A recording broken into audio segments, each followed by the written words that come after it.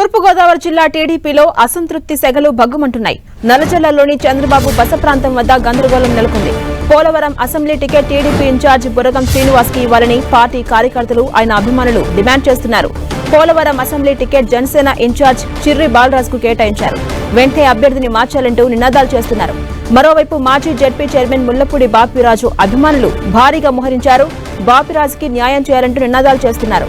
ప్రస్తుతం చంద్రబాబు తూర్పుగోదావరి జిల్లా పార్టీ నేతలతో అంతర్గత సమావేశంలో ఉన్నారు. కాసేపట్లో చంద్రబాబు వద్దకు రఘురామకృష్ణరాజు కూడా చేరుకోబోతున్నారు.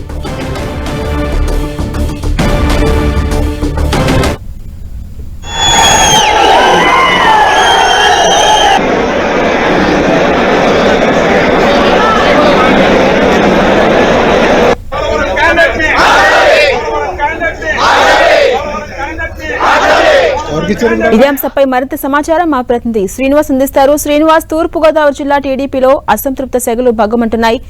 అప్డేట్స్ ఏంటి?